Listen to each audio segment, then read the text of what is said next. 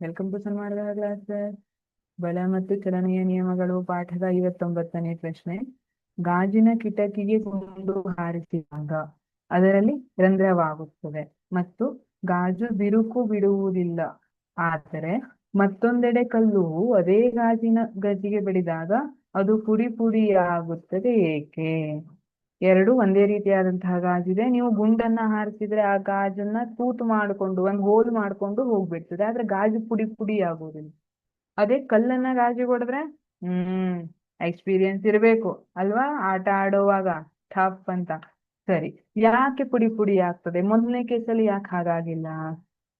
ಗುಂಡು ಗಾಜಿಗೆ ಬಡಿದಾಗ ಗುಂಡಿನೊಂದಿಗೆ ಸಂಪರ್ಕಕ್ಕೆ ಬರುವ ಗಾಜಿನ ಹಲಗೆಯ ಭಾಗವು ತಕ್ಷಣವೇ ಗುಂಡಿನ ದೊಡ್ಡ ವೇಗವನ್ನು ಹಂಚಿಕೊಳ್ಳದೆ ರಂಧ್ರವನ್ನು ಉಂಟು ಮಾಡುತ್ತದೆ. ಇಲ್ಲಿ ಟೈಮ್ ಸಿಗೋದೆಷ್ಟು?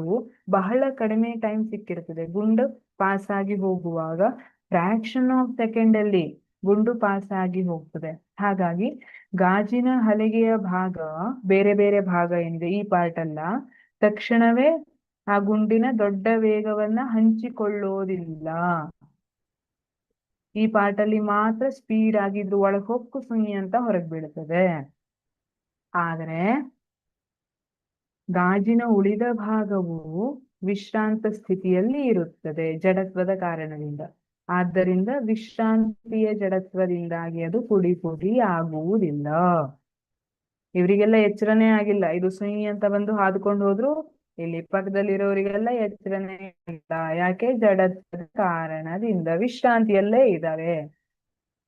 ಆದರೆ ನಿಧಾನವಾಗಿ ಚಲಿಸುವ ಕಲ್ಲು ಅದೇ ಗಾಜಿಗೆ ಬಡಿದಾಗ, ನಿಧಾನವಾಗಿ ಚಲಿಸುವಂತಹ ಕಲ್ಲು ಅದೇ ಗಾಜಿಗೆ ಬಡಿದಾಗ ಏನಾಗ್ತದೆ? ಗಾಜಿನ ವಿವಿಧ ಭಾಗಗಳು ಕಲ್ಲಿನ ವೇಗವನ್ನು ಹಂಚಿಕೊಳ್ಳಲು ಸಾಕಷ್ಟು ಸಮಯವನ್ನ ಪಡೆಯುತ್ತದೆ. ಇಲ್ಲ ಏನಾಗ್ತದೆ? ಕಲ್ಲು ಹೋಗಿ ಗಾಜಿಗೆ ಬಡಿತು, ಬಹಳ ಸ್ಪೀಡ್ ಏನಿರೋದಿಲ್ಲ, ಗುಂಡಿನಷ್ಟು ಸ್ಪೀಡ್ ಏನಿರೋದಿಲ್ಲ. ಹಾಗಾಗಿ ಈ ಕಲ್ಲಿನ ವೇಗವನ್ನ ಹಂಚಿಕೊಳ್ಳಿಕ್ಕೆ ಗಾಜಿನ ಉಳಿದ ಭಾಗಗಳಿಗೆ ಕೂಡ ಸಮಯ ಸಿಕ್ತು. ಹಾಗಾಗಿ ಗಾಜು ಪುಡಿ ಪುಡಿ ಆಗ್ತದೆ. Thank you.